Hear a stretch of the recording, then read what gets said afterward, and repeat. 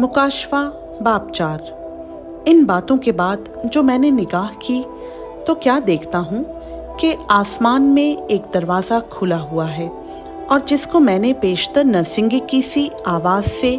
अपने साथ बातें करते सुना था,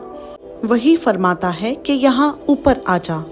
मैं तुझे वो बातें दिखाऊंगा जिनका इन बातों के बाद होना ज़रूर है। फ़ौरन मैं रूह में आ गया और क्या देखता हूँ कि आसमान पर एक तख्त रखा है और उस तख्त पर कोई बैठा है, और जो उस पर बैठा है वो संगे यशब और अकीक सा मालूम होता है, और उस तख्त के गिर्द ज़ुमुर्द की सी एक धनक मालूम होती है, और उस तख्त के गिर्द 24 तख्त हैं, और उन तख्तों पर 24 बुजुर्ग सफ़ेद पोशाक पहने हुए बैठे हैं, और उनके सरों पर सोने के ताज हैं, और उस तख्त में से बिजलियाँ और आवाज़ें और गरजें पैदा होती हैं, और उस तख्त के सामने आग के 7 चिराग जल रहे हैं, ये खुदा की 7 रूहें हैं। और उस तख्त के सामने गोया शीशा का समुंदर बिलोर की मानिंद है,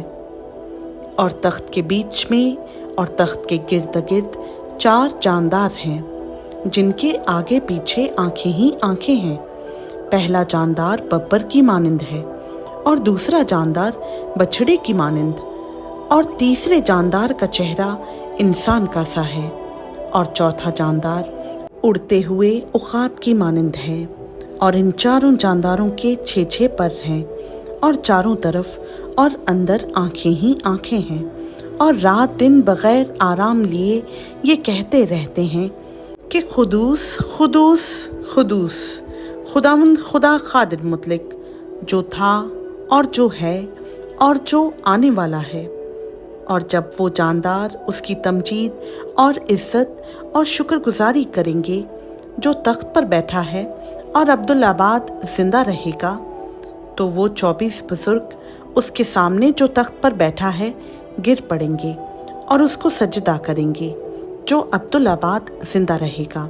और अपने ताज ये कहते हुए उस तख्त के सामने डाल देंगे कि ऐ हमारे खुदावंद और खुदा, तू ही तमजीद और इज़्ज़त और कुदरत के लायक है, क्योंकि तू ही ने सब चीज़ें पैदा की और वो तेरी ही मर्ज़ी से थीं और पैदा हुईं। खुदावंद का पाक कलाम का पढ़ा, सुना, समझा और कबूल किया जाना हम सबों के लिए बाइस बरकत हो। आमीन।